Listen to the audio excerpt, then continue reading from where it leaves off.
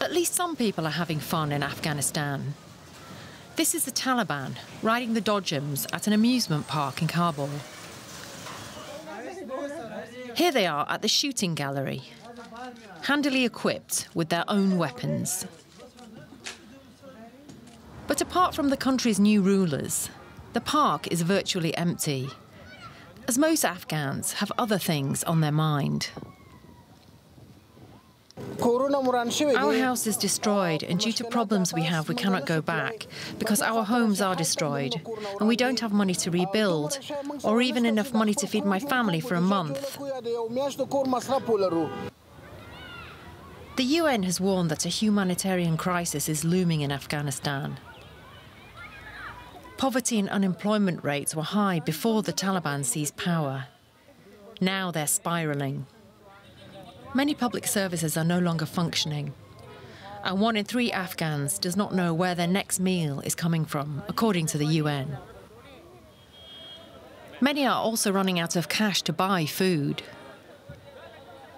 The Taliban have limited the amount of money people are allowed to withdraw from banks, as part of efforts to prevent the collapse of the economy.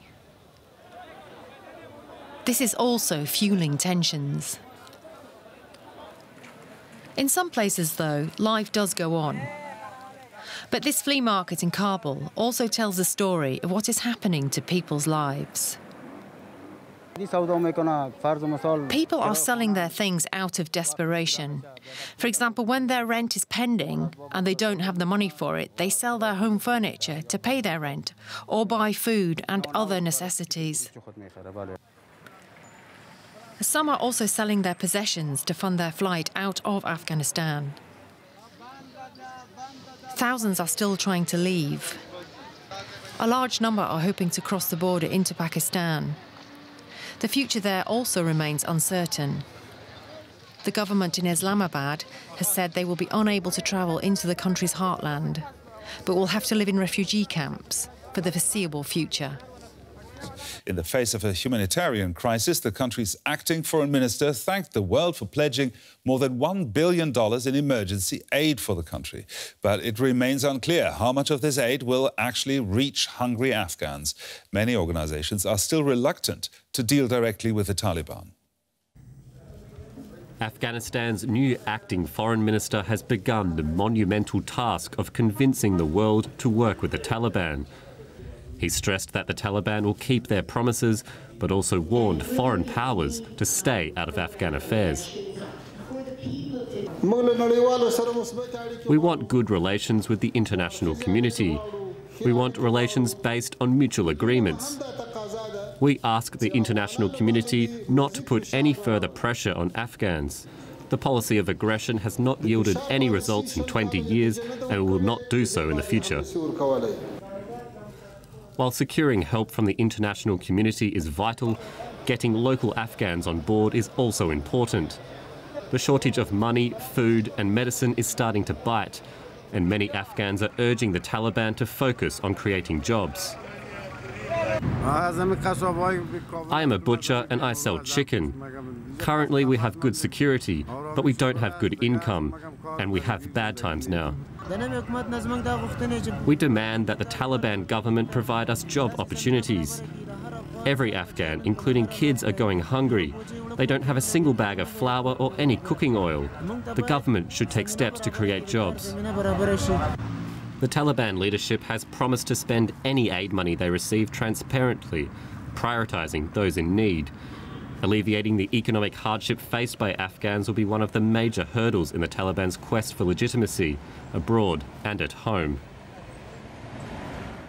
For more on the situation in Afghanistan, let's cross over to Ali Latifi in Kabul. Ali, as we've seen, Afghanistan's interim government is hard at work, but why is it taking so long to announce a permanent cabinet? That's a very good question. The truth is that there is still a lot of infighting among them. They don't seem to be getting along amongst themselves. And if you look at the situation on the ground, the higher levels, the political representatives will say one thing, but then the foot soldiers will act another way. For instance, they keep saying, we won't go into people's houses, we won't take their property, but we've seen repeated cases of such things. Or for instance, they say we respect journalists, we respect women's rights, and yet when there are protests, when journalists are going out to cover certain things, they're having their equipment confiscated, they're being thrown in jail, they're being physically abused and tortured. Protesters are, being kept from protest through aerial fire and other actions. So even if you look at the lower levels, there just is a massive disconnect between the decision makers and the people on the ground. So you suggested the chain of command isn't really working there. There's also speculation about a possible power struggle within the Taliban. What are you hearing about that? Right. Well, again, that's another example, right? Is that the sort of like the responsibility of security and other aspects are divided between the different groups.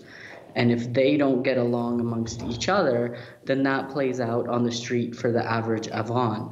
So we've seen that, things, say, for instance, that the Haqqanis are in charge of, they take a very different stance from what the other Taliban might be in charge of. And these are the two main factions within the movement that are fighting each other, that we're getting reports that, Mullah Baradar and Khalil Haqqani are not getting along, that there may have actually even been a firefight among them.